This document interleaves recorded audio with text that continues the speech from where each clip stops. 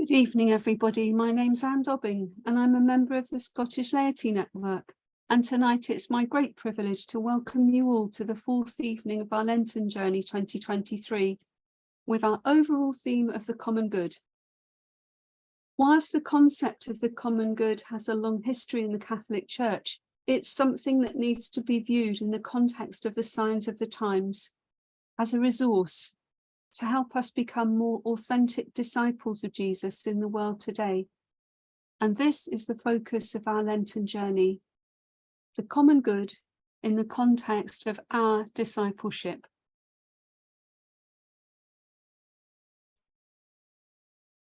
Throughout our Lenten journey, we also seek to align with the central theme of Pope Francis' Lenten Message 2023, Lenten Penance and the Synodal Journey. In this message, Pope Francis, reflecting on our current personal and ecclesial reality, invites us to experience the gospel of the Transfiguration.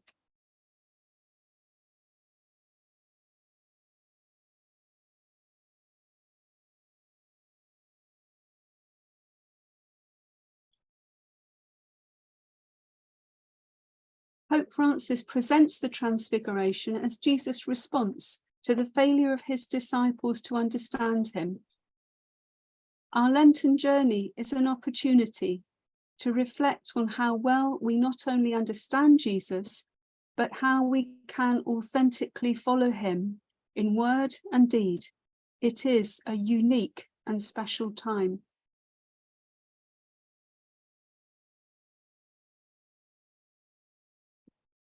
During this liturgical season, the Lord takes us with him to a place apart. While our ordinary commitments compel us to remain in our usual places and our often repetitive and sometimes boring routines, during Lent, we are invited to ascend a high mountain in the company of Jesus and to live a particular experience of spiritual discipline as God's holy people. So that this transfiguration may become a reality in us this year, Pope Francis proposes two paths to follow in order to ascend the mountain together with Jesus and with him to attain the goal.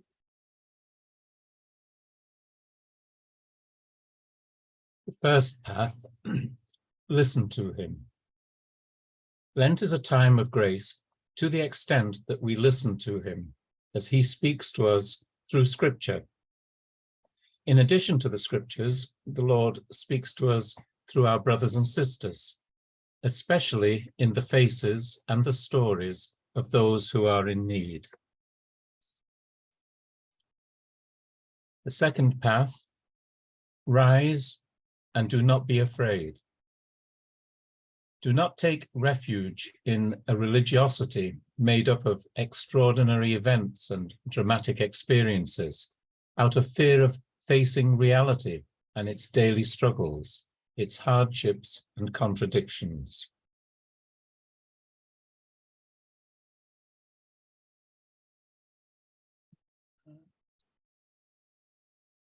Pope Francis has also clearly identified one general and basic requirement of our synodal journey: the need to be open to and empowered by the Spirit. Speak honestly. Let no one say, I cannot say this. They will think this or this of me. It is necessary to say with parousia, frankness and courage, all that one feels.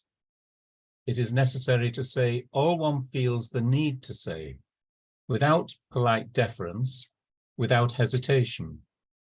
And at the same time, one must listen with humility and welcome with an open heart. Synodality is exercised with these two approaches.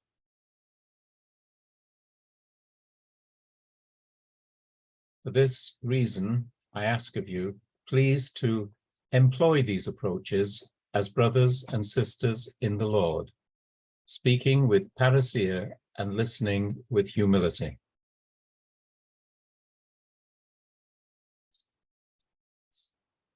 As is now our tradition, let us now spend a few minutes in prayer, situating ourselves in the gift of our world and our stewardship of it.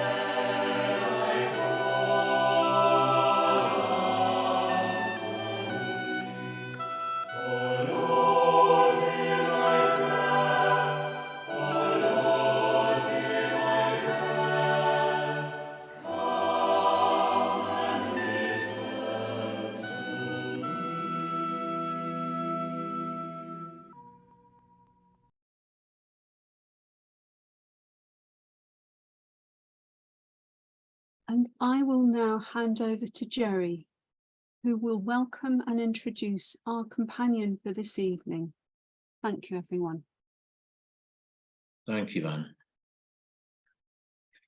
It is my pleasure now to welcome and introduce our companion for this evening, Philippa Whitford. Originally from Belfast, Philippa moved to Scotland at the age of 10 and went on to study medicine at Glasgow University. Prior to her election to Parliament, Philippa was a consultant breast cancer surgeon at Cross House Hospital in Kilmarnock for 19 years. In the early 90s, Philippa spent 18 months as a medical volunteer at a UN-sponsored hospital in Gaza. She's a passionate supporter of Palestinian rights and returned to Palestine in 2016 and 2017 to support the development of improved breast cancer care and services. Philippa was elected as MP for the constituency of Central Ayrshire in 2015 and re-elected in both 2017 and again in 2019. In focusing on politics and the common good, Philippa is reflecting her values as a Christian. Thank you, Philippa. Thank you, Jerry, and my thanks to the Laity Network for inviting me back after last year, this time to speak about politics and the common good. Now, I've not been too well over the last couple of weeks. I've had quite a bad chest infection, so I apologize in advance if I start coughing or sound like I smoke 20 cigarettes a day. I promise you I don't. So politics and the common good. What do we mean by the common good? There are really two aspects to it. The common good, as in working together in shared endeavor for everyone's benefit, but also common goods, resources which should be shared, but also held in trust for future generations. And what is politics? Well, that can be quite a difficult question to answer. And from my own point of view, I'm not really a politician. If you cut me through the middle like a stick of rock, it would still say doctor on the inside. And I'm lucky that for all of my adult life, my profession in the NHS was focused on the public good and the common good. People who know me may think that it's only been the last 10 years of my life that's been political, when I was campaigning for Scottish independence and then becoming a member of Parliament. But I've always been interested in what I call politics with a small p. That's part of what drove me to spend time as a medical volunteer in Gaza and to become a SCIAF ambassador for 10 years. It's what I talk about when I talk to young people who want to know about how you get into politics. Politics is not about being a parliamentarian, about being an MP or an MSP. Anything you're doing beyond your own gain is for the common good and therefore inherently political. Whether you're fundraising for charity, picking up litter, or volunteering with a community group. It may, of course, be overtly political, such as protesting against war, against weapons of mass destruction, or for climate justice.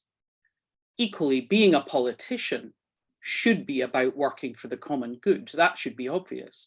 And for many it is. And that's from all parties, even if we vehemently disagree on policy or how to deliver the common good. So the most disappointing thing I hear if I'm out campaigning and I'm talking to someone on the doorstep isn't that they'll say they'll vote for another party, although naturally that's not exactly what I want to hear. But when someone says they won't vote at all, when people say, I take nothing to do with politics, I always point out, but it takes everything to do with you. Your job, the taxes you pay, the home you live in, the education of your children, access to healthcare, and the quality of the very air we breathe. Political decisions control all the essentials of life, and therefore all policies should aim to benefit the common good. Sadly, that's not the case in all countries. And we see the growth of authoritarian regimes across the world and the undermining of democracy. And sadly, in recent years, I wouldn't say it's always been the case in the UK either. We often see policies for a wealthy elite or even for the personal gain of some MPs. And during the pandemic, we saw questionable and sometimes overtly corrupt practices. Just this week in Westminster, we've seen a budget that helps wealthy, but does little for the poorest. And I had to travel to London on Monday to try and vote against a bill that means the UK is closing its doors to refugees fleeing war and persecution, simply shrugging its shoulders and saying the global refugee crisis is none of our business. In Laudate Si, Pope Francis calls on all of us to emulate his patron, St. Francis, with his love of everything, nature, animals, humankind, and particularly poorer brothers and sisters across the world. The central core of Christ's teaching is simply love, a love that is unconditional and doesn't discriminate, a love that's non-judgmental regarding who's worthy or not. Yet our society and political leaders have failed in recent tests of humanity and equity, or in working for the common good and sharing resources, whether on the climate crisis or the pandemic. Indeed, the pandemic in spring 2020 produced lots of warm words and rhetoric about taking a global response to a global crisis. But that isn't what we saw. We saw rich countries hoovering up the PPE, the COVID tests, and later the vaccines. Working with others for the common good is the only way we can tackle the massive challenges we face, whether pandemic recovery, refugee crisis, or climate change. During the pandemic, we easily identified key workers. Indeed, we were often out on our doorstep clapping for them. Those who work in public services, such as healthcare staff, teachers, police, and council workers, but also those who deliver key services, such as clean water, energy, transport, or food supply. Yet these workers are not currently valued. Hence, we see strikes all over the place. It should make us think more about the control of such services and about our country's resources, whether they're being delivered for the common good or to maximize profit for the few. In the 1980s, many natural resources and public bodies, such as oil and gas, electricity generation, and transport, were sold off to private firms. But for whose benefit? The current cost of living crisis shows just how poorly served we are and how vulnerable to shocks. Our failure to share resources and wealth is leaving ordinary workers and pensioners struggling, while the rich get richer and wealthy corporations are making a killing. The UK is the second most unequal country in the world after America, with an economic system and policies which favour the wealthy. Last year, when I talked about the well-being economy, I highlighted how trickle-down economics just doesn't work. Tax breaks for wealthy people just means more money goes offshore into tax havens, while austerity for everyone else strangles local economies and reduces the tax take to governments that fund public services. More equal societies, such as Nordic countries, have much more successful economies. Energy costs are central to the current inflation and cost of living crisis. The war in Ukraine has, of course, contributed, but the system was already broken, controlled by a small cartel of private energy companies. Right now, the high international price of gas is being used to set the cost of electricity, despite gas only generating about 10% of electricity. Wind has got no more expensive to generate than before the Russian invasion. And yet, even people completely served by wind electricity are paying more. Scotland's lucky to have outstanding natural resources. We have a third of the UK landmass and 60% of its marine area. Scotland produces 90% of Scotland's oil, 60% of the gas, and over a third of the UK's renewable electricity. But while Scotland is a major energy exporter, over a third of people who live here live in fuel poverty, and those in the north of Scotland pay the highest charges in the whole of Europe. Our natural resources should be the benefit of every citizen. They should be common goods. So what is it we need to do? Well, we need to ensure Scotland becomes a fairer, more equal country, and that ordinary people gain from our incredible resources. But all of us have a duty to help stop the drift of the UK towards isolationism and help it return to multilateral collaboration and a respect for international law. Scotland itself must play its part in facing global challenges, the greatest of which is the climate crisis. The failure of the international community to really work together on a pandemic response needs to act as a warning. We can't afford the same kind of failure going forward in another pandemic, and we certainly can't afford this continuing north-south divide as we face the climate crisis. As Pope Francis wrote in Laudate Si, the ultimate common good is our common home, the earth, a mother who embraces us, sustains us, and nourishes us. We often talk about saving the planet, but it's not actually the earth that is in danger. If necessary, it will change, re-equilibrate, and survive. But it's nature and biodiversity which is in danger, along with humanity itself. And it's not just about some distant threat of human extinction. We could face generations of suffering on the way to climate collapse. And we know it isn't a future problem at all. It's already happening now. with extreme weather events becoming more commonplace, the coastal erosion and flooding of low islands, droughts and desert expansion, which are driving people off their lands and feeding a global migration crisis. And yet, with millions displaced by war, persecution, and climate disaster, the UK has cut overseas aid and is closing its borders to refugees. This is something that, particularly having watched that very moving video that we've just seen, should frankly fill all of us with shame. And internationally, instead of action, world leaders are still quibbling about targets they supposedly agreed to in Paris almost 8 years ago. Concerns about ecological damage were first raised by Pope Paul VI in 1971. Jimmy Carter put solar panels on the White House in the late 70s and passed legislation to promote electric vehicles. But sadly, that was all reversed by Ronald Reagan, demonstrating the supremacy of the car industry in America. Over 40 years lost. Imagine if the US had led a green revolution for over 40 years instead of acting as a deadweight. But as the saying goes, the best time for action was then. The second best time for action is right now. Yet governments are still arguing about the cost of action. But what about the cost of inaction? That is almost incalculable, with capital cities and coastal plains overrun by rising seas. Wars fought in the future not over oil as in the past, but over water as deserts expand. Politics should all be about working for the common good. But while world leaders are dragging their heels, that doesn't let us as individuals and Christians off the hook.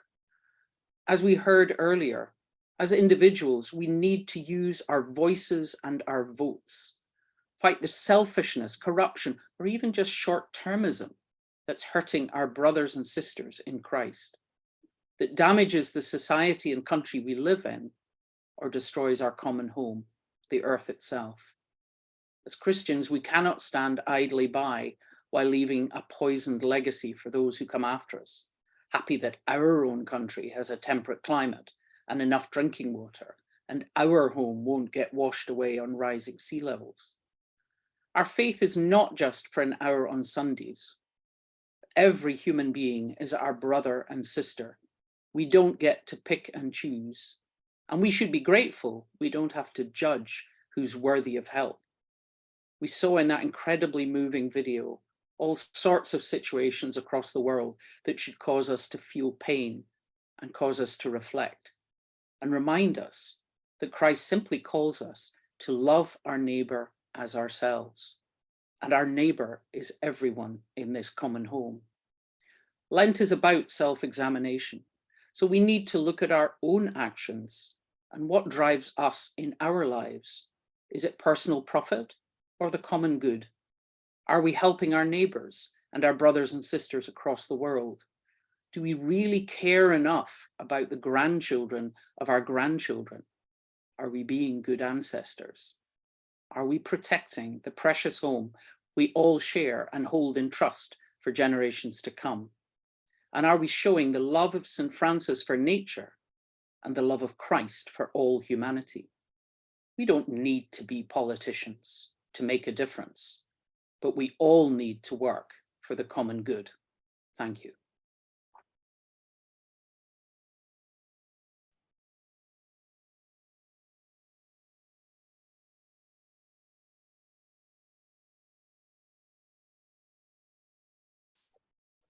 Thanks so much, Philippa. That was tremendous. Callum's unfortunately trying to reconnect, and please God he will connect back soon. Is he the technical wizard? He's the technical wizard. Is also the guy who does the Q&A. Right. So, but I found that when you spoke about, it was almost that sense of politics is too important to leave to politicians. How do you see the climate changing and involving more people and recognizing, rather than that sense of them feeling let down by politicians and therefore withdrawing from the system as such and involved in it, engaging with it more? I think it's quite challenging. I think I'm old enough to remember the House Commons in the 70s and early 80s, where you would actually have had quite a lot of politicians like me who'd had a whole working life doing something else. And the Tory benches, it might have been lawyers and professionals and others.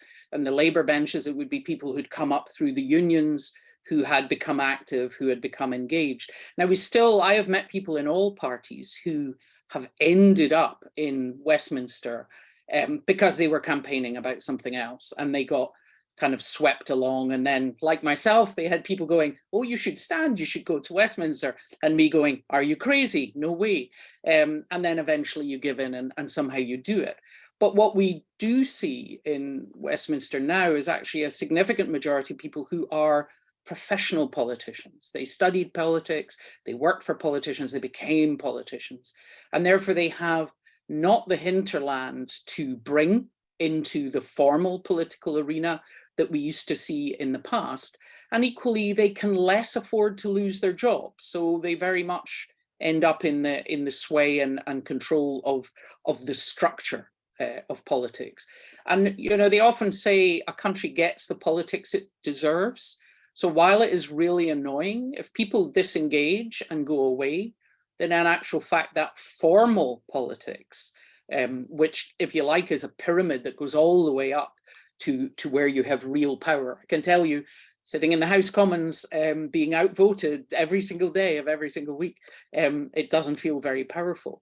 But if you leave it only to that little tiny bit at the top, instead of politics actually starting at the grassroots, get active, get involved, join things. As I say, even things that don't appear political at all. If you're trying to restore a local woodland or pick up litter or, protect something that might get built on or shut down or whatever, all of that is politics with a small p. And the more we make that environment vibrant, the more we will encourage people to join a community council or become a councillor because they want to make their local town or village or neighborhood better for themselves and the people around them. And that's where politics should start, not with kind of grand ideas of, ruling the world or being prime minister or anything else. So I think while it can be tempting to just shrug and be, and actually there is a narrative, which is quite a scary narrative in the media and from those who want to undermine democracy, that the public shouldn't bother with politics. It doesn't matter how you vote. Don't bother voting. Don't turn out. And the more we do that, the more we allow small, extreme groups who will get their voters out, who will use their voices and their votes, they're the ones who then end up with the power. And, we saw that obviously in things like the lead up to Brexit, with UKIP being able to dominate in elections that had low turnout. So I think we need to work at the grassroots. All of us can contribute to that. And that is also just simply having local communities, whether like this virtual community, which I see from where people are is all over the UK, or local communities where you live, is be active, be engaged, talk to people. Don't just ignore something, try and fix it. Thanks very much. From all over the UK, we've also got Michael Lynch in from a very hot Buenos Aires, which is lovely. Oh, wow. Yeah, I've just seen that. I don't expect any sympathy, Michael. What can we do to support you in your work as an MSP to promote the common good? And why, after such a long time with the SNP in government in Scotland, is there still the fuel poverty, dependence on food banks, dilapidated school buildings, underachieving and stressed pupils? Okay, well, I'm not an MSP. I'm in Westminster. I'm not in Holyrood, and I know that's the narrative. But in actual fact, there are things we don't control. While, as I mentioned, we have all those energy resources, power over energy is completely reserved. So unfortunately, we don't have the power over who owns our energy, who generates it, what the benefit goes to. And that's just a simple fact of devolution. Energy policy is completely reserved to Westminster. We don't control benefits. We're allowed to top up. We literally control about 15%. And I would suggest that having created a higher carers allowance, having established the Scottish child payment, paying the bedroom tax for people, you know, everything from the baby box to the Best Start grants to free tuition to free personal care and free prescriptions. Actually, the current SNP government are doing a lot within their power that is purely around the well-being of people. And these are all things that I listed that don't exist anywhere else in the UK. But the underlying fundamentals that drive poverty, which is control over the economy and control over benefits, are not things that we have power over. I know the narrative, and I get really cheesed off. There's a kind of mantra that comes from the Tories: failing on education, failing on health, failing on crime, without any statistics.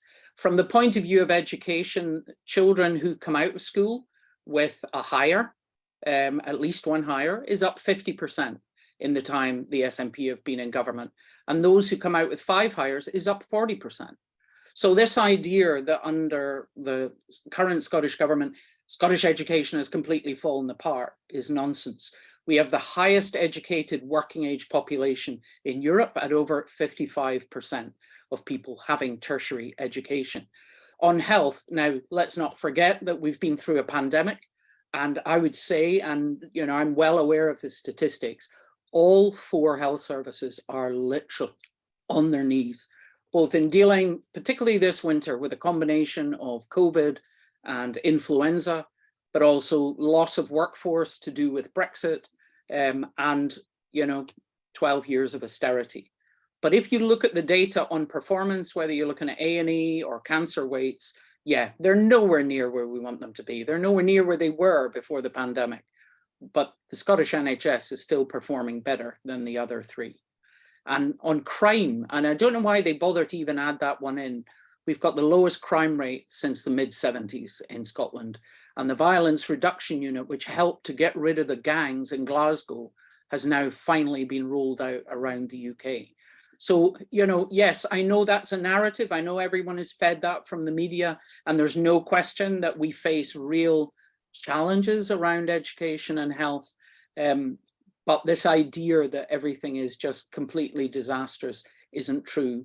The number of young people from last year who went to a positive destination of further education or work or training was over 98%. I think that's a pretty successful education system.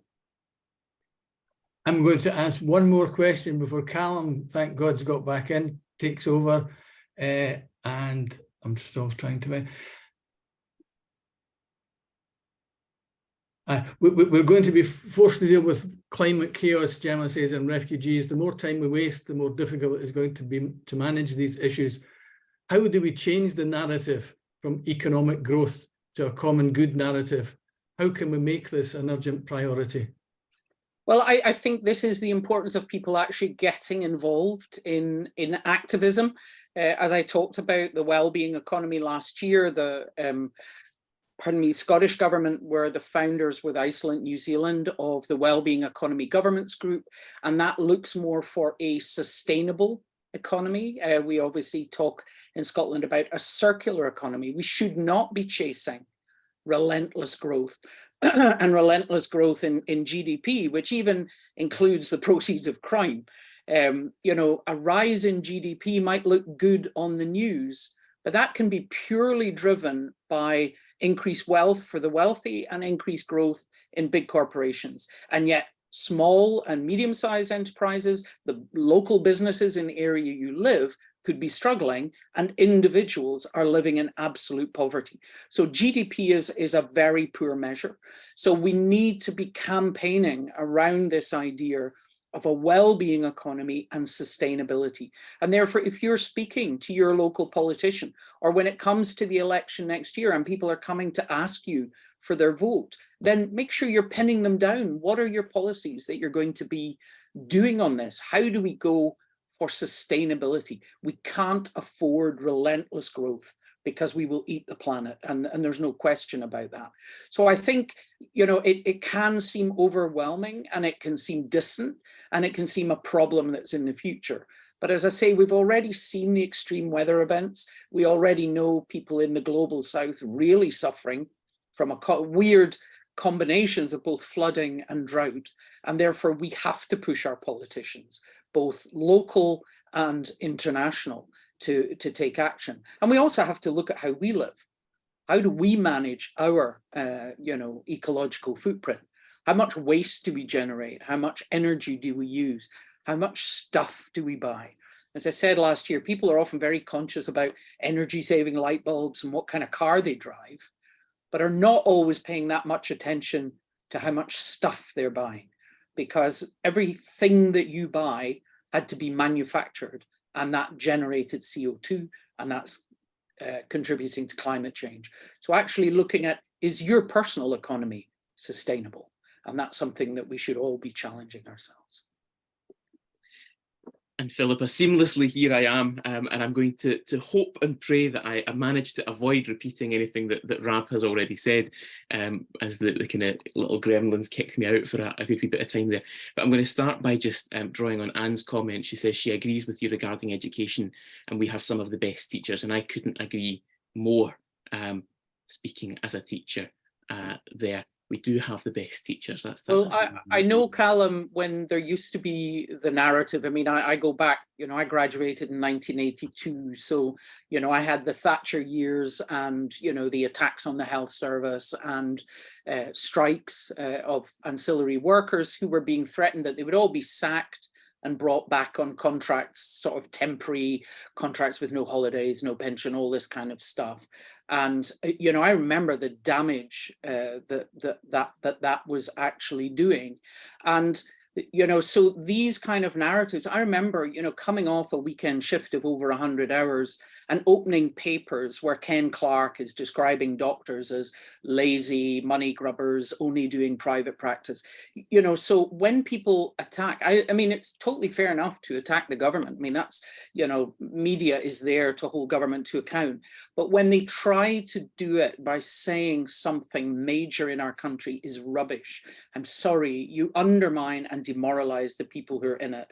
And I know, because obviously I still have lots of friends in the NHS, how hard people are working, how utterly worn out they are after 3 years of the relentless impact of the pandemic and the attempts to try and claw back the backlog. And it's like everyone forgot what we've gone through, forgot that we used to be clapping for them, don't want to value them, and then are suddenly going, how come I have to wait so long for an appointment? I mean, where were you for the last 3 years? Absolutely. So, this attacking, whether it's education or health or anything else, yes, attack a policy, moan at a government, but try not to attack the people who actually work flat out in our public services, whichever public service it is.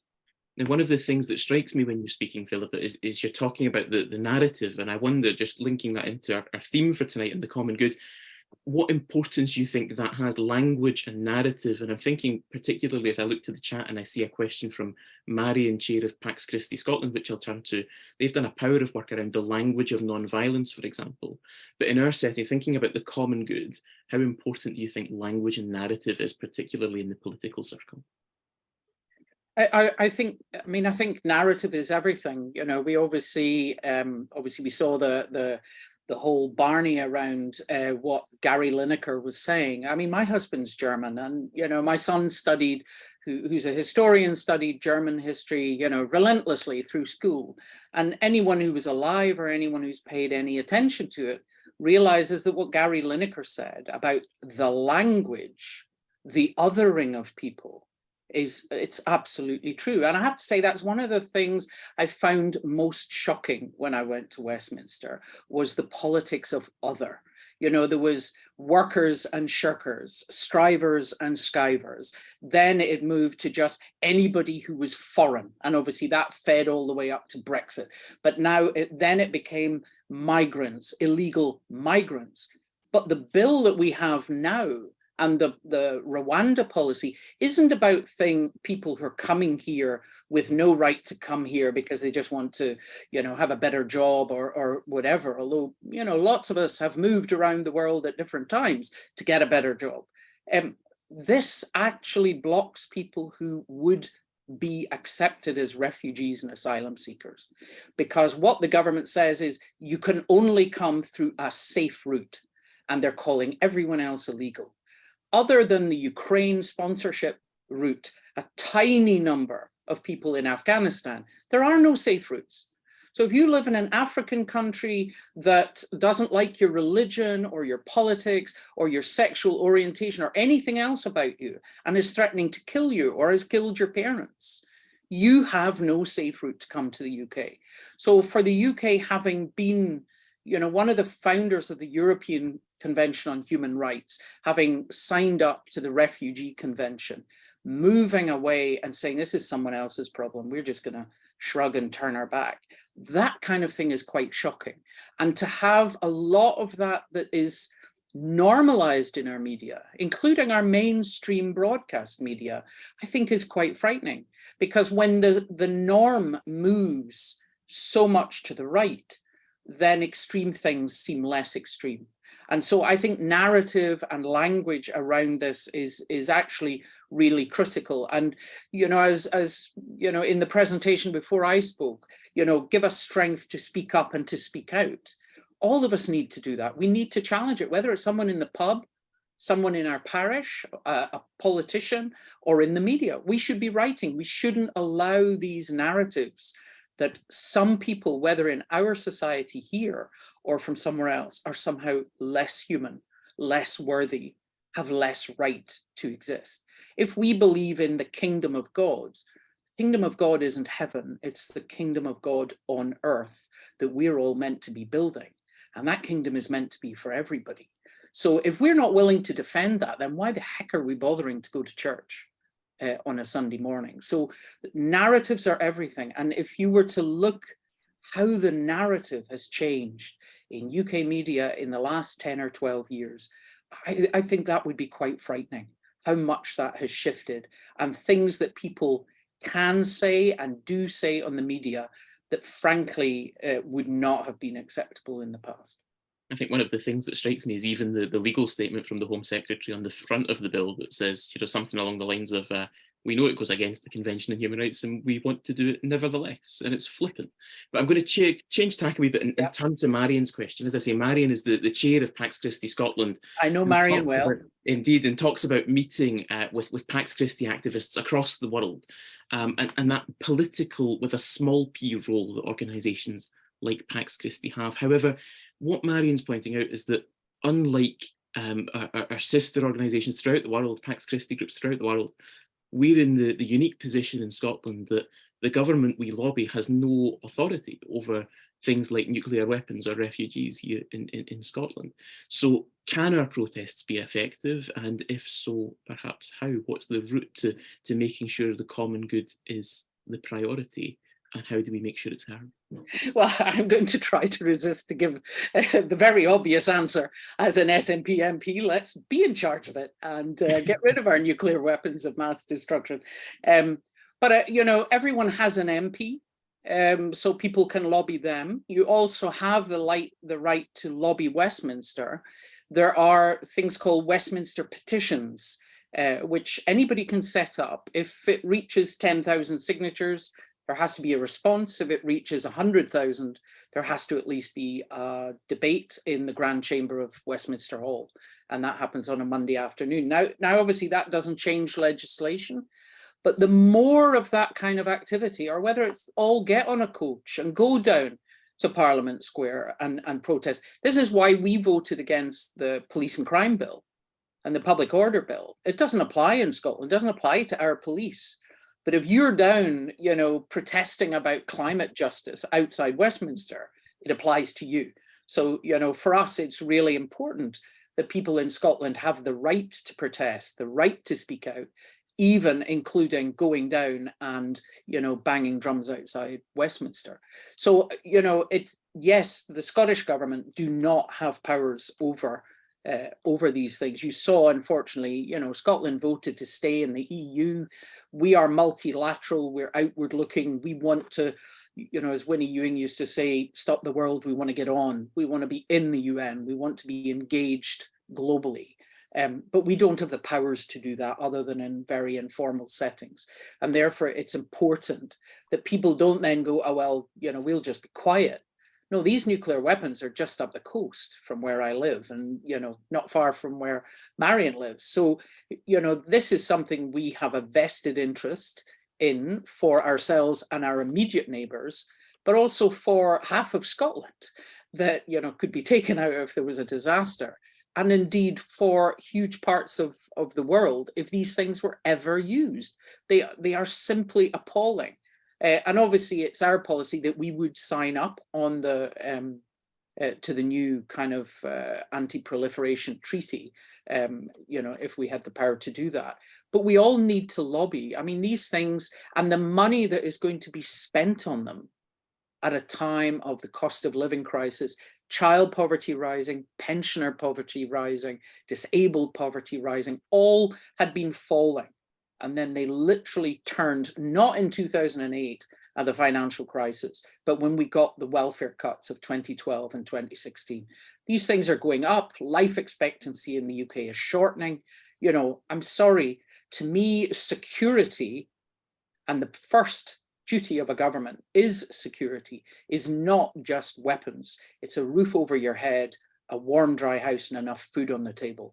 And to be spending all this money or committing all this money to weapons that, God willing, would never be used doesn't make sense. We should be working with others to make sure we bring an end to these kind of weapons.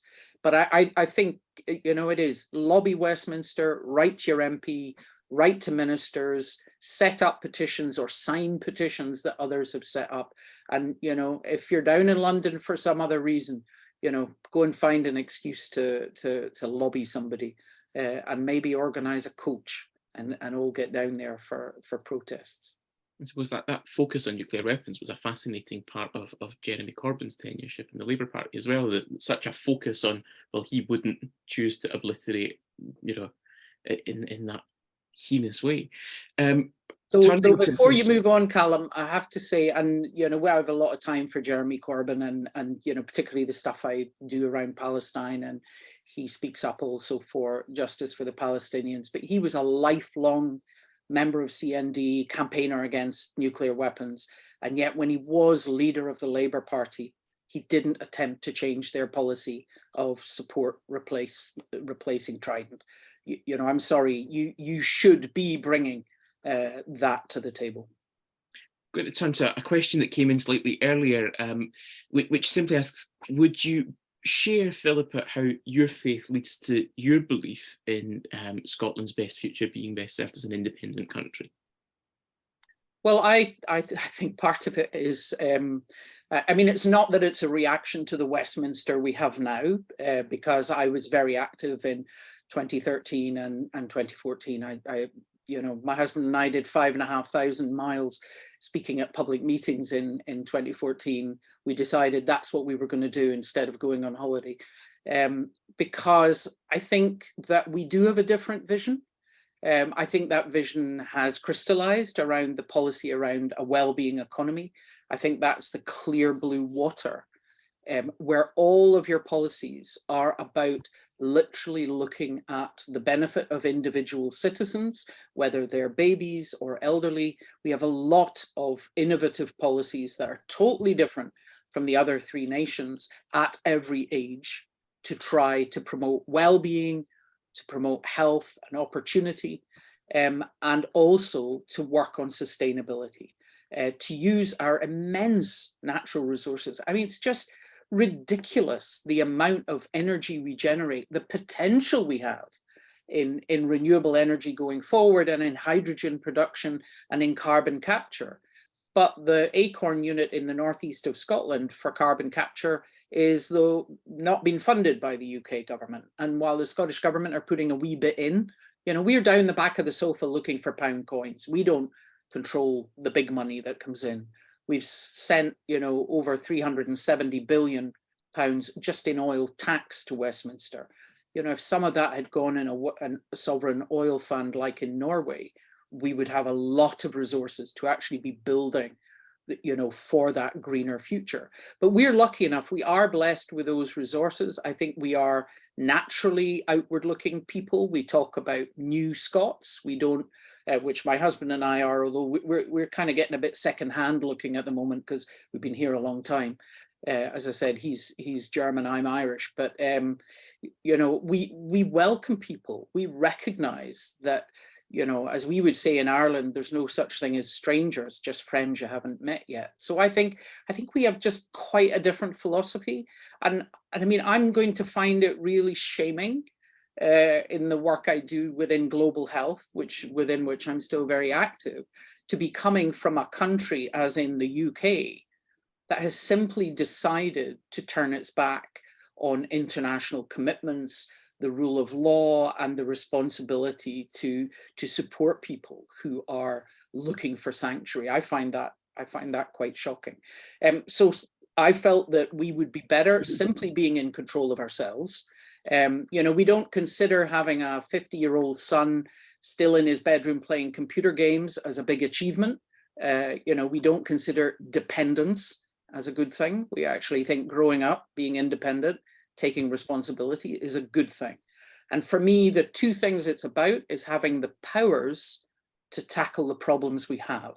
It's not that Scotland is nirvana. We have lots of challenges, as everyone on here, whether it's poverty or drug deaths or, you know, the demographics that are emptying rural Scotland. We have problems, but we don't have the powers to fix them all. And also opportunity, which is that these immense natural resources we have can be used for the benefit of every citizen, but also to help us make our contribution to protecting that common home, to actually be leaders in climate change, as we saw with the First Minister at COP26, and indeed again at COP27, on stimulating commitment to loss and damage. That Scotland was the first to contribute to that at COP26. We were the first to put in the kitty at COP27, and President Biden moved from saying, no, the US isn't going to fund that. In the end, he did. So even when you're small, even when you don't have the power to be big and to change everything, if you're out in front setting an example, sometimes you can encourage someone else to follow. Perhaps just one more question around independence, because I see that there's a question in the chat that says it's interesting, Philippa, how you identify voter apathy as the biggest threat to democracy. But do you see that as being any different in an independent Scotland? Well, I think one of the things that would be different is a more direct democracy, in the sense of, you know, Scotland hasn't voted Conservative majority since 1955. But actually, in all the time since, we have a majority of Conservative governments. We can vote a government into Holyrood. We cannot vote a government out of Westminster. Whereas if it was the Scottish Parliament that was our Parliament and our government, it doesn't matter which party it is, whether it's mine or someone else's, you can vote who you like. And if they disappoint you, you can vote them out the next time. We don't have that power. So we voted against Brexit very clearly, but we got Brexit rammed down our throats. We're looking across to Northern Ireland, who I don't begrudge, because that's where I'm from. And like every family in Northern Ireland, you know, we lost people to the Troubles. I don't begrudge the deal that they've got. But Scotland also voted to stay in the EU, and we've got nothing. And we're going to, my constituencies on the west coast of Scotland, straight across from Northern Ireland. So, you know, if someone wants to open a new pharmaceutical factory or a new aerospace manufacturing site, are they going to build it here in Ayrshire? Or are they actually going to build it in Northern Ireland? So it's going to make, for constituencies here, very challenging when we're trying to compete with Northern Ireland, which is part of the UK, but yet has this preferential access to the single market that we don't have. So I think it's that you get more democracy in that you can put people in and you can kick them out. And that's what we can't do at the moment. Whereas it's when people feel their vote doesn't matter, it won't change anything. And then that narrative is actually being fed in the media. Well, what's the point? They're all corrupt. They're all at the trough. They're all kind of lining their pockets. I mean, I find that frankly insulting. You know, I worked for 33 years in the NHS as a breast cancer surgeon and general surgeon.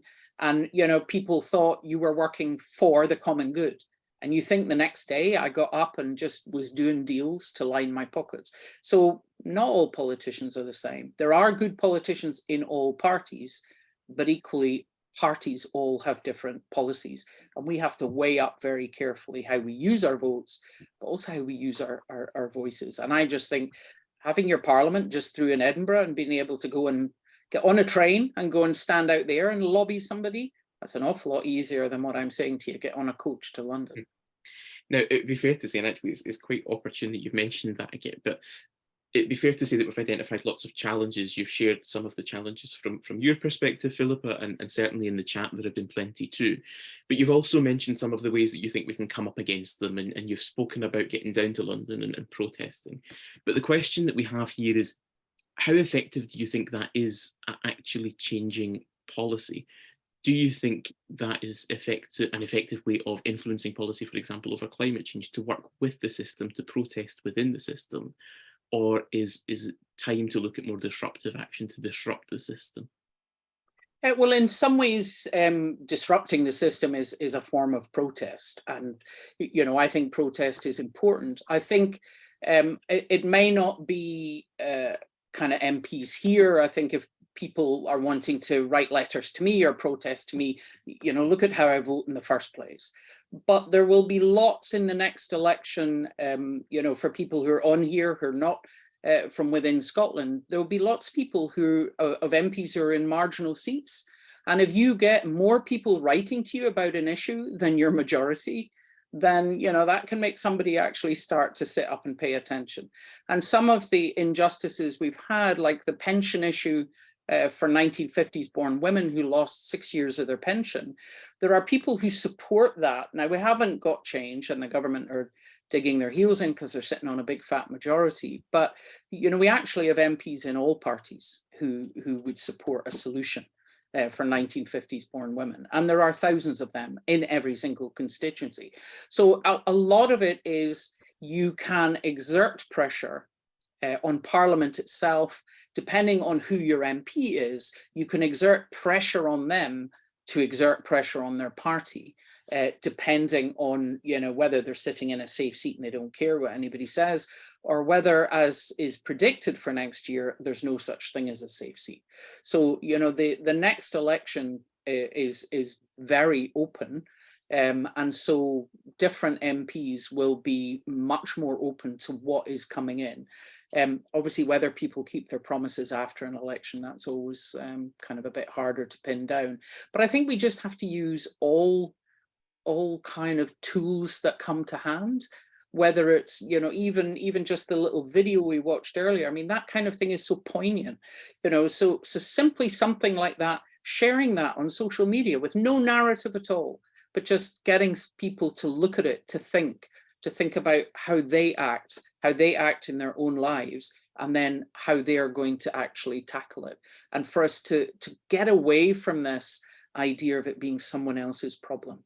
It isn't. It's all of our problems, whether we're a politician, a doctor, a teacher, work in business, or, you know, work at home, or are retired. It's all of our problems. Let me put two questions to you together, and then we'll take a kind of slightly different tack after that. But the two questions relate in some way to devolution. And the first one is, do you think that the present UK government is trying to weaken the existing powers that are there under the devolution settlement? But the second question is, surely the questioner says the answer to having better access to democracy in the UK is not more devolution, but rather proportional representation.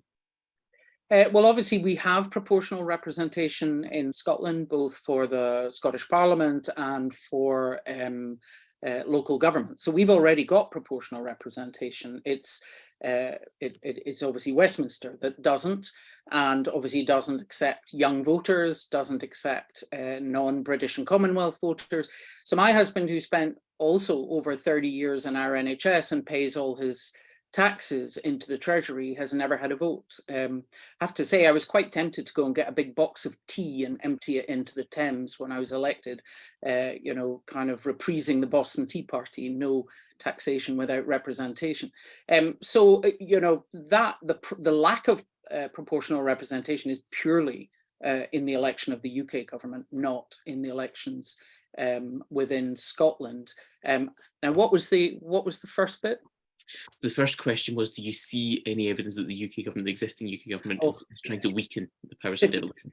Yeah. Well, obviously, within the Withdrawal Act in 2018, there were 24 powers that are officially devolved, that the UK government said that when powers came back from Westminster, instead of them going to Holyrood, they were going to come to Westminster.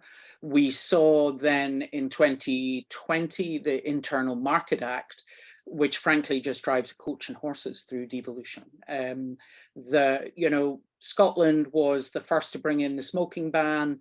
We're the only one as yet to have minimum unit pricing on alcohol. Wales was the first to set up the plastic bag tax.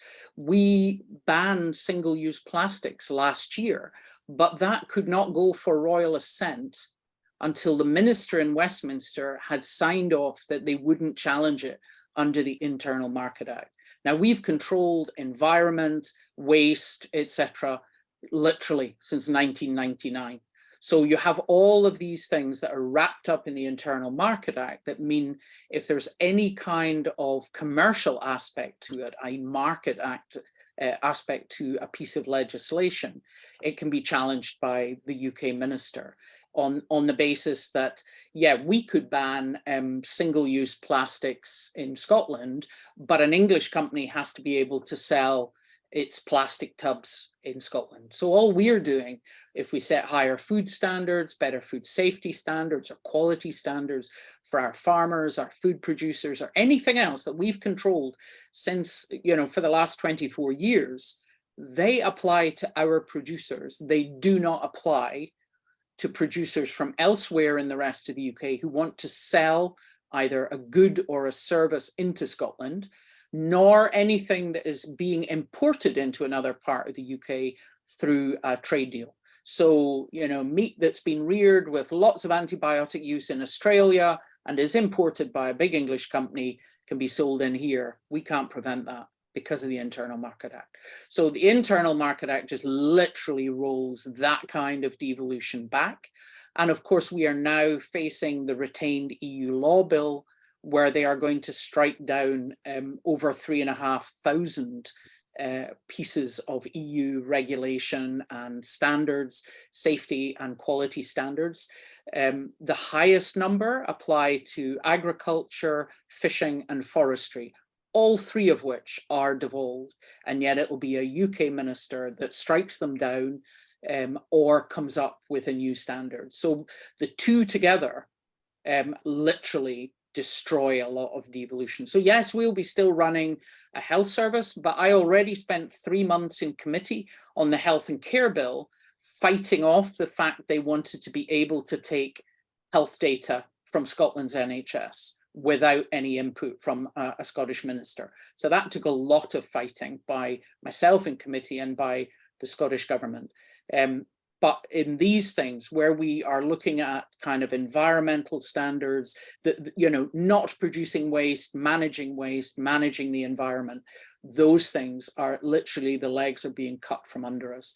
And, there's no doubt the Conservative Party never supported devolution, but there's now a real drive to reverse it. And they won't shut the Parliament down anytime soon, but they are on a mission to hollow it out. And the problem then will come at some point in the future. There'll be a narrative of what's the point in it? Actually, we do everything from Westminster. So why do you want to spend all that money on this, big Toon Council debating chamber in Edinburgh? And that's when there will be a campaign to say, we'll shut it down. But first it will be hollowed out. And we are seeing that moving at a rate of knots. And we seem to be failing to get the public to grasp that. You can argue whether that's sensible for people who believe in the United Kingdom. If devolution is the middle way and is the compromise, why are you taking it away? Because eventually people will wake up and will have to choose between a return to direct rule, like we had in the 80s, when our health service was run by the Scottish office with the policies of Margaret Thatcher, or you go forward to independence so that you actually control these things yourselves. But right now, there is an active hollowing out of devolution, no question about it. Let's take a slightly different kind of path now. Next Sunday's gospel sees Jesus describe himself as the Son of Man, you know, this theology of Jesus grounded very much in his humanity. And the question we're asked, Philippa, is how does that resonate with your own personal theology, this reflection on the humanity of Jesus? And do you hear it reflected in the church context with which you're familiar? Well, I think sometimes we can get a bit distant from that. I always wonder, is it because I moved house so much after leaving Belfast? I lived, you know, we kind of moved with my stepfather's job every kind of few years that nobody really got their clutches into me. And so my faith has always remained really quite simple. You know, me, God, and Jesus, and, you know, let's sit down and have a chat, and what should I be doing, and how should I be thinking about this? And so for me, Christ has always been, it's always been the humanity of Christ, that I see him very much as a person that when I'm hurting, I feel his arms around me. When I'm lost, I can feel him in front of me, or his hand on my shoulder. When I'm trying to make a really difficult decision at a crossroads in my life, I will spend a long time talking to him, thinking about what he wants me to do.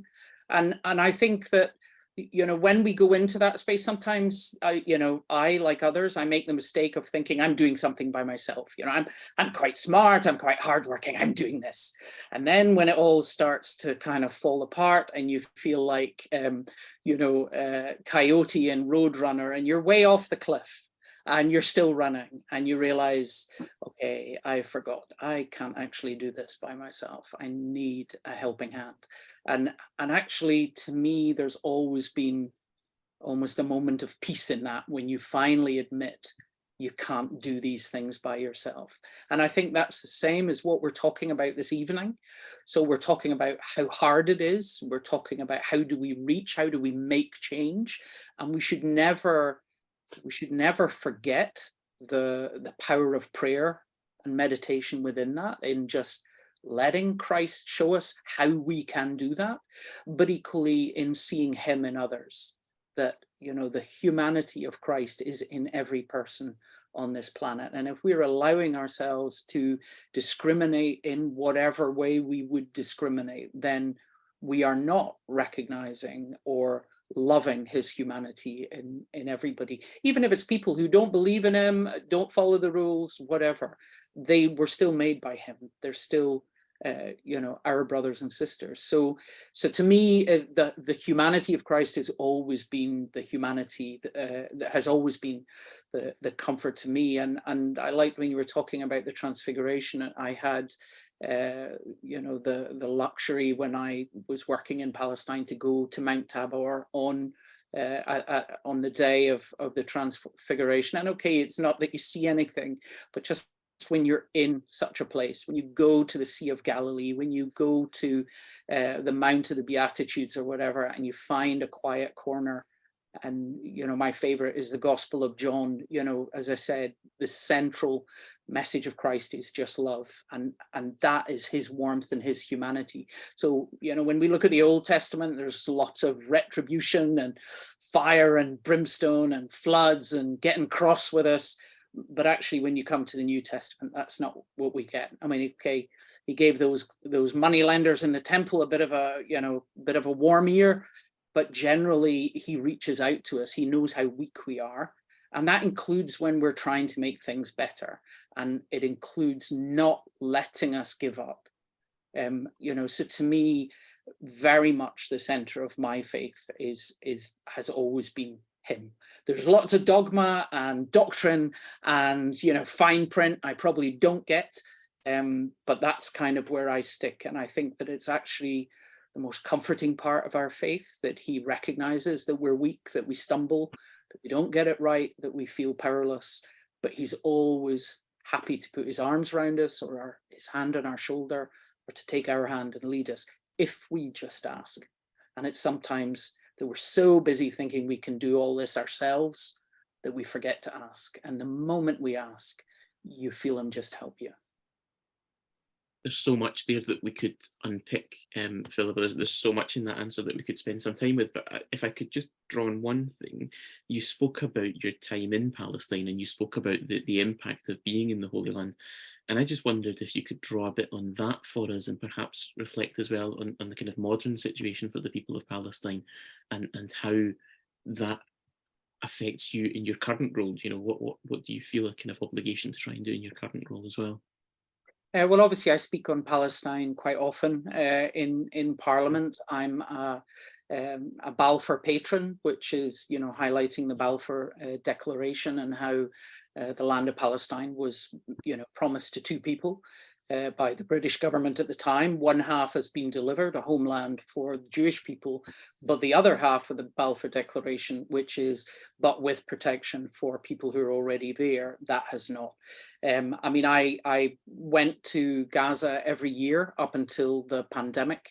I was due to go back last September, but if you remember, there was just a wee touch of instability in Westminster at the time, so I couldn't go. I'm hoping to get out this year because I'm still very much involved in this medical bridge that we've set up between Scotland and Gaza, and indeed also with the West Bank on improving breast cancer care, and that's doing a lot of work. What I found saddest when I went back after 25 years in 2016 is how much worse things are in Gaza. You know, I wouldn't have believed that. Hans and I lived and worked there when the peace process started. We worked there. We were there the first day of the Madrid Peace Conference, and by about 7 o'clock in the morning, we had about 7 people in with chest injuries from shootings, stabbings. I mean, literally, it looked like Gaza Strip was just going to go up in flames. Obviously, Hamas didn't support the peace process. And yet I remember when we got through all of that, and nobody else could get in. We lived in the hospital at the time. So Hans and I were dealing with that. Other colleagues couldn't get through the city. But by about 4:30 in the afternoon, I remember both of us going out onto the balcony of intensive care unit, which looked out over what was called Palestine Square in the center of Gaza City. And we watched the Shabab, which is the young men, the teenagers, climbing onto Israeli armored cars with olive branches. And it's an image I'll never forget. I mean, the sense that they had that life was going to change, that there was a hope for peace, that there was a future for them. And we're now over 30 years on, and it's worse. And Gaza has been under blockade now for nearly 17 years. I know from the work that I do how hard it is to even get patients out, how difficult it is to maintain supplies of drugs, etc., to healthcare. But literally, you know, breast cancer patients who need radiation treatment, there's none in Gaza. They need to go to Jerusalem. And the World Health Organization reports every month on the fact that about 40% of people will not get permission or will never even get an answer. In the West Bank, so the main problem in Gaza is shut.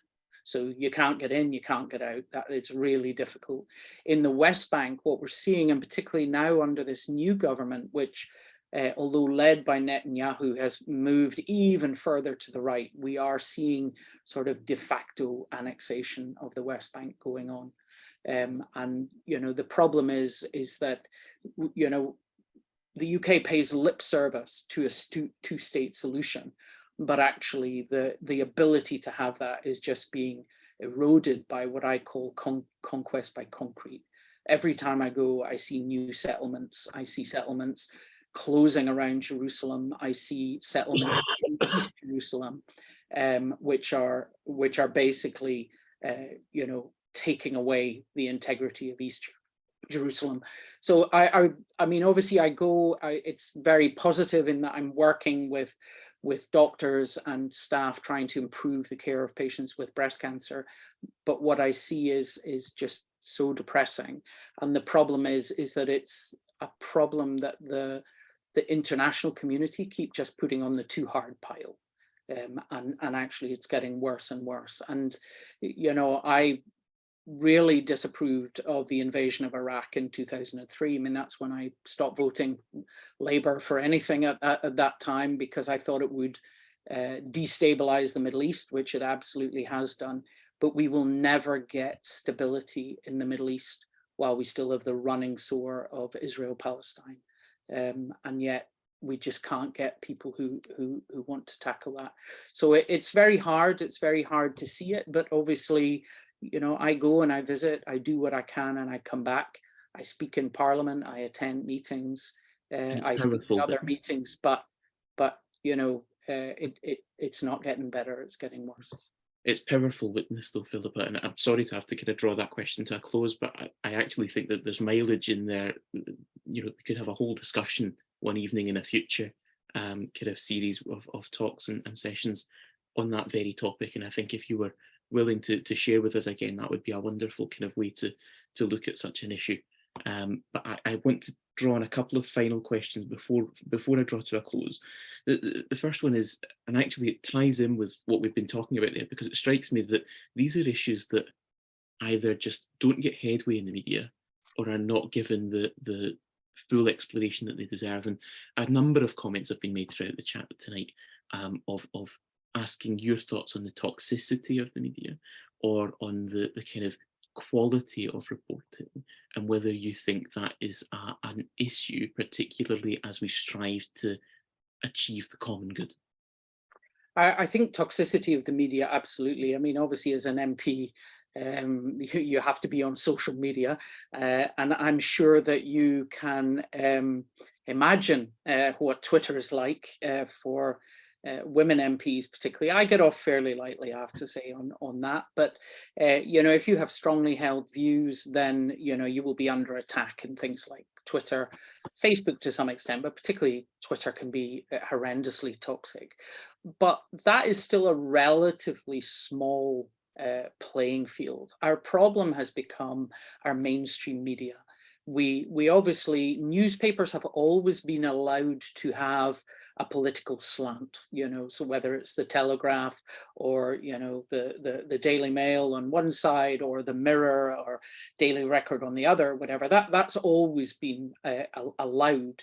But what you see, and if you remember in the run up to Brexit, some of the shocking front pages, and people did montages showing all the anti-foreigner, anti-refugee, anti-Asian kind of front pages on the Daily Mail, the kind of thing against the judges, you know, kind of, you know, treasonous betrayers, etc.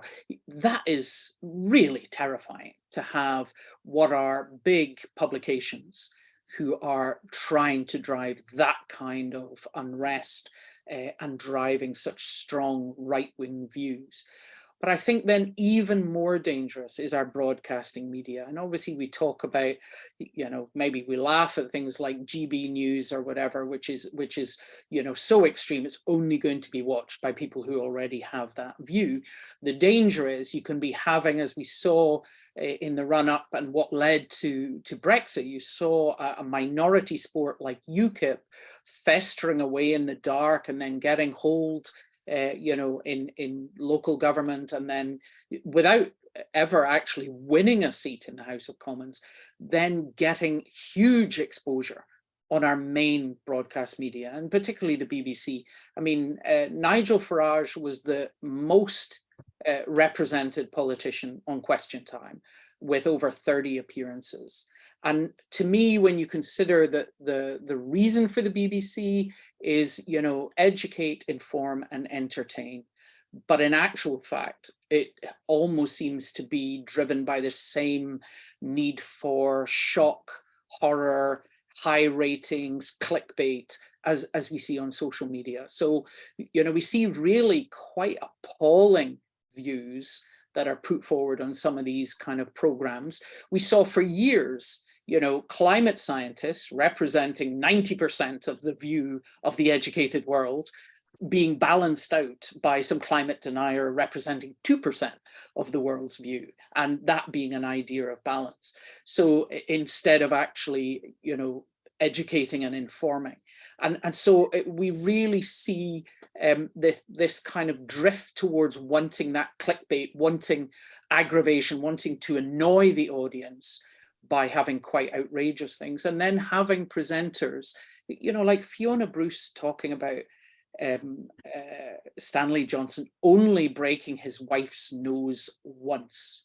Anyone who's ever seen domestic abuse knows that something like that was not a single event, and to have said something like that, I thought was really quite shocking. You know, she wasn't disciplined, Gary Lineker was. So I think, you know, our big broadcasting stations, which pretty much go into every living home, are seen by people of all ages. They have stopped honouring their own charter, and what we see is a lot of stuff that is literally just comes out from government, whereas media are the fourth estate. It is their job to challenge and ask difficult questions. And I think here in Scotland, our government get asked very difficult questions, and rightly they should. You know, someone like Colin Mackay going, how are you doing that? How are you fixing it? Where are you finding the money? Absolutely, that's your job. Whereas actually just taking press releases and puff pieces and putting them out and providing a platform for people, and this is what I mean about when the center field moves to the right, then people who are extreme then start to come into view. And I think that's really concerning.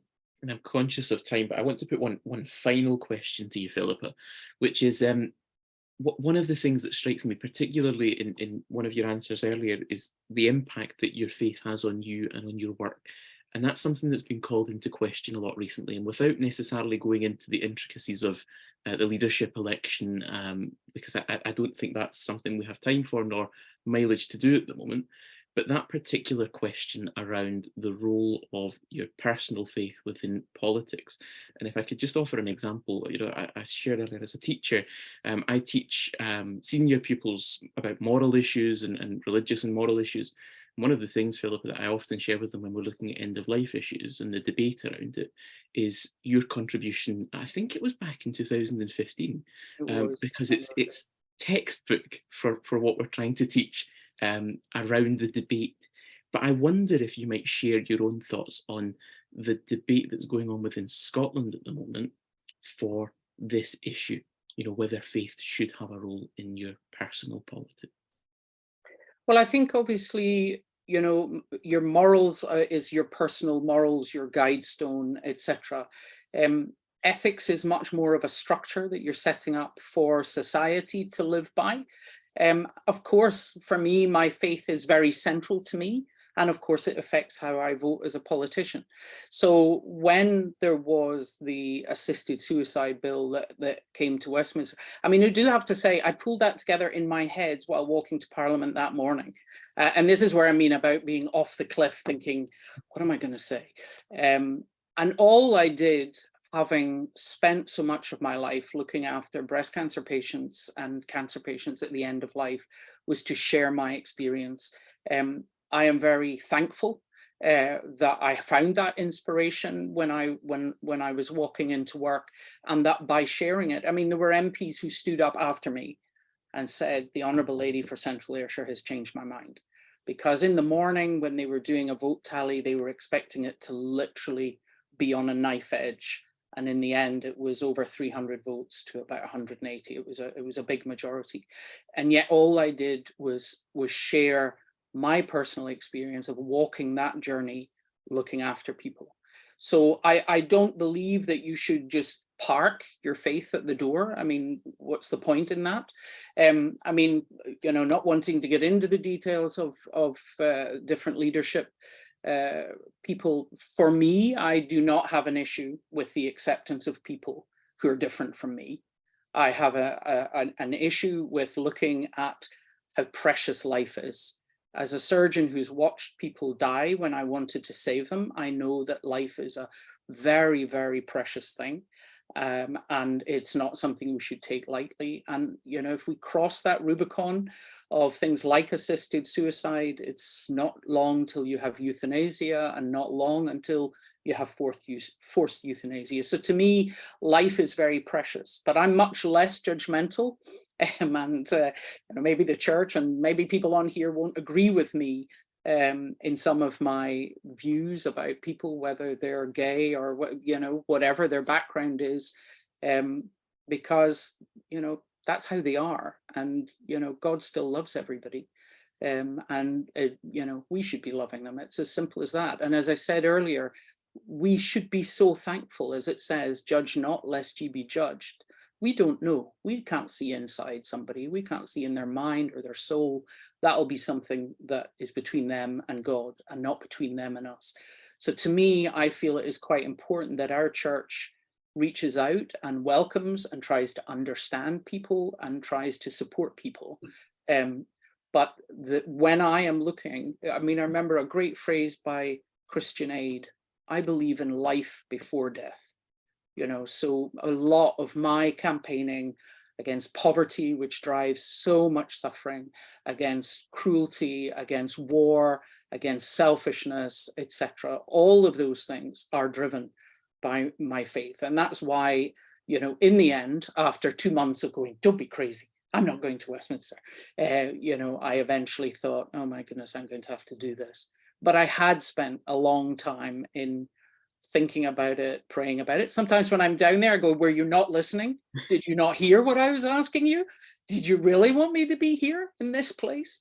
But equally, if you know, as they say, for really bad things to happen, you know, good people just need to stand back. And, you know, in the end of the day, that, you know, I went there. I can't say that I can feel that I've made changes that I would like to, but that one speech, funnily enough, is quoted back to me so often by other MPs. And when we faced the 2017 election, so a year and a half later, a Conservative MP came up and quoted some lines just in the corridor. And I thought, okay, if I did nothing else, I helped stop that bill at that point, and that makes it worthwhile. Well, Philippa, thank you very much. And what a note to end on as well. We should be loving everybody. I'm going to hold on to those words as well. I'm going to hand back over now to Jerry. Thank you so much, Philippa. It was really quite an amazing night, and I'm sure that the people who've been asking questions tonight will go away, you know, just thinking through your responses and those impacts. For me personally, there was some words that came up, talking about our individual political responsibility and the impact that has, our choices, our personal choices. That politics isn't this reserve of people out there, and also talking about the language of the politics of other, just reminding us just how much damage that type of politic does, and our role and responsibility within that. And also your stories of Palestine. I think Callum's right. I think at a future time, coming back and actually hearing more of that would be really inspirational. But yes, thank you so much. So we'd now like to take some time and offer a prayer for you and your ongoing ministry.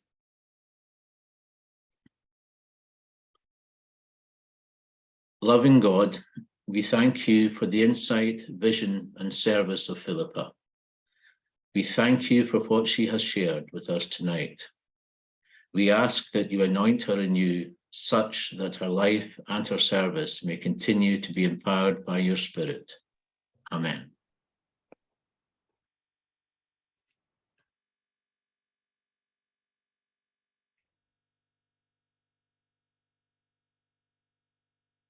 And we conclude our evening by praying for ourselves as we go forth on our Lenten journey.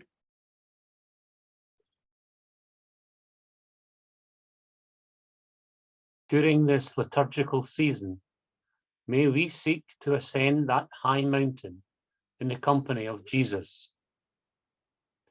May we truly listen to him in Scripture and in the faces and the stories of our sisters and brothers, especially those who are in need.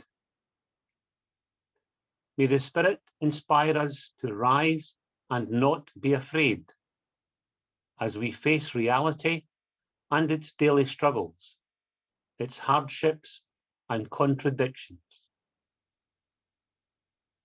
Amen.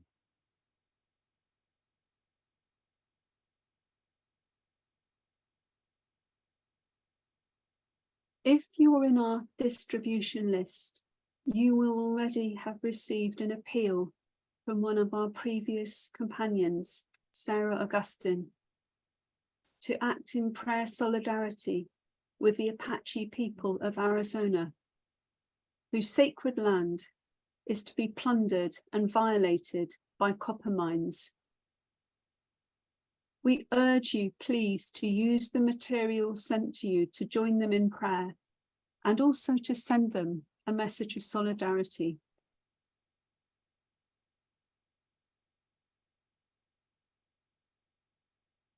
Thank you so much to everyone for joining us. It's been a wonderful evening. We look forward to being with you again next Thursday for the 5th evening of our Lenten journey with our companion Birgit Weiler, who will share with us on synodality and the common good.